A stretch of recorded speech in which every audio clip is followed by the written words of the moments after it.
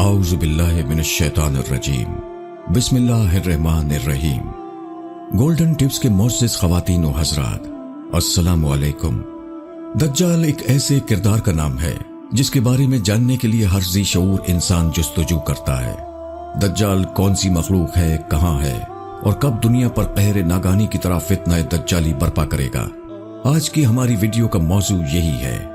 इससे पहले कि हम वीडियो का आगाज करें, तमाम देखने और सुनने वाले नाजरीन से दरखास्त है कि चैनल को सब्सक्राइब करके साथ मौजूद घंटी के बटन को दबा दें। शुक्रिया।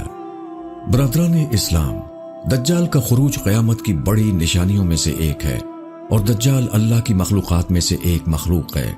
ये आखिरी जमाने में जाहिर होगा, अलवहियत का दावा करता फिरेगा और जमीन में खूब फितना व फसाद फैलाने लगेगा।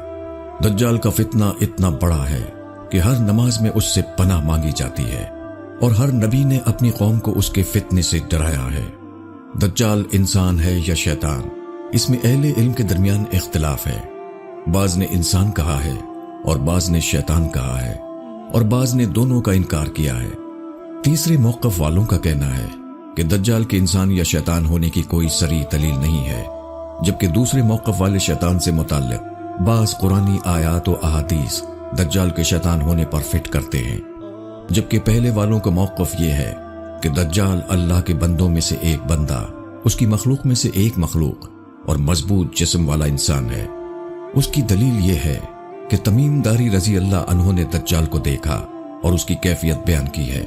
वाक़या कुछ यूं पेश आया कि आप सल्लल्लाहु अलैहि वसल्लम नमाज से फारिग होकर मिंबर पर बैठे। आप सल्लल्लाहु अलैहि वसल्लम ने फरमाया, हर शख्स अपनी अपनी जगह बैठा रहे। उसके बाद आप सल्लल्लाहु अलैहि वसल्लम ने फरमाया, जानते हो मैंने तुमको क्यों जमा किया है? उन्होंने अर्ज किया, अल्लाह और उसका रसूल बेहतर जानता है। आप सल्लल्लाहु अलैहि वसल्लम ने फरमाया, बखुदा मैंने तुमको ना तो माल वगैरह की तकसीम के लिए जमा किया है, न किसी जिहाद की तैयारी के लिए, बस सिर्फ इस बात के लिए जमा किया है कि तमीमदारी पहले नसरानी था, वो आया और मुसलमान हो गया और मुझसे एक किस्सा बयान करता है जिससे तुमको मेरे उस बयान की तस्दीक हो जाएगी जो मैंने कभी दज्जाल के मुताल्लिक तुम्हारे सामने जिक्र किया था। वो कहता है कि एक बड़ी कश्ती में सवार हुआ जिस पर समंदरों में सफर किया जाता है। उनके साथ 30 आदमी और थे। समंदर का तूफान 1 माह तक उनका तमाशा करता रहा। आखिर मगरबी जानिब उनको एक जजीरा नजर आया जिसको देखकर वो बहुत मसरूर हुए और छोटी कश्तियों में बैठकर उस जजीरे पर उतर गए। सामने से उनको जानवरों की शक्ल की एक चीज नजर आई जिसके सारे जिस्म पर बाल ही बाल थे।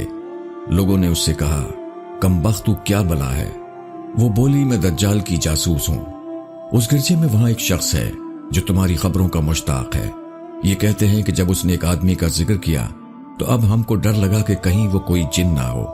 हम लपक कर गिरजे में पहुंचे तो हमने एक बड़ा कवी हैकल शख्स देखा। इससे कबल हमने ऐसा कोई शख्स नहीं देखा था। उसके हाथ गर्दन से मिलाकर और उसके पैर घुटनों से लेकर टखनों तक लोहे की जंजीरों से निहायत मजबूती से जकड़े हुए थे। हमने कहा, तेरा नास हो, तू कौन है? वो कहने लगा, तुमको मेरा पता कुछ न कुछ लग ही गया होगा, अब तुम बताओ कि तुम लोग कौन हो? उन्होंने कहा कि हम अरब के बाशिंदे हैं। हम एक बड़ी कश्ती में सफर कर रहे थे। समंदर में तूफान आया और 1 माह तक रहा। उसके बाद हम इस जजीरे में आए तो यहां हमें एक जानवर नजर आया जिसके तमाम जिस्म पर बाल ही बाल थे। उसने कहा कि मैं जासूस हूं, चलो उस शख्स की तरफ जो इस गिरजे में है, इसलिए हम जल्दी जल्दी तेरे पास आ गए। उसने कहा कि मुझे ये बताओ कि बीसान की खजूरों में फल आता है या नहीं? बीसान शाम में एक बस्ती का नाम है। हमने कहा, हां आता है। उसने कहा, वो वक्त करीब है जब उसमें फल ना आए।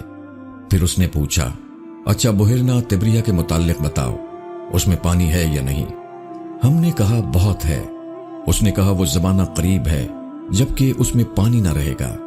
फिर उसने पूछा, ज़ग़र यानी शाम में एक बस्ती के चश्मे के मुताल्लिक बताओ, उसमें पानी है या नहीं और उस बस्ती वाले अपने खेतों को उसका पानी देते हैं या नहीं? हमने कहा, उसमें भी पानी बहुत है और बस्ती वाले उसके पानी से अपने खेतों को सैराब करते हैं। फिर उसने कहा, अच्छा नबीउल अमीन का कुछ हाल सुनाओ। हमने कहा, वो मक्के से हिजरत करके मदीना तशरीफ ले आए हैं। उसने पूछा, क्या अरब के लोगों ने उनके साथ जंग की है? हमने कहा, हां। उसने पूछा, अच्छा फिर क्या नतीजा रहा? ہم نے بتایا کہ وہ اپنے گرد و نواح پر تو غالب آ چکے ہیں اور لوگ ان کی اطاعت قبول کر چکے ہیں۔ اس نے کہا، سن لو، ان کے حق میں یہی بہتر تھا کہ ان کی اطاعت کر لیں۔ نبی آخر الزماں کی بعثت کی خبر سن کر اس نے مارے خوشی کے چھلانگ لگائی۔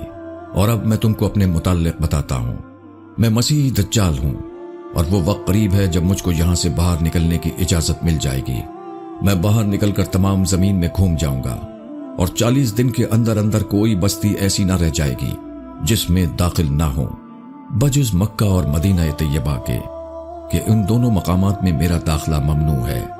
جب ان دونوں میں سے کسی بستی میں داخل ہونے کا ارادہ کروں گا، اس وقت ایک فرشتہ ہاتھ میں ننگی تلوار لیے سامنے آ کر مجھے داخل ہونے سے روک دے گا، اور ان مقامات کے جتنے راستے ہیں ان سب پر فرشتے ہوں گے جو ان کی حفاظت کر رہے ہوں گے۔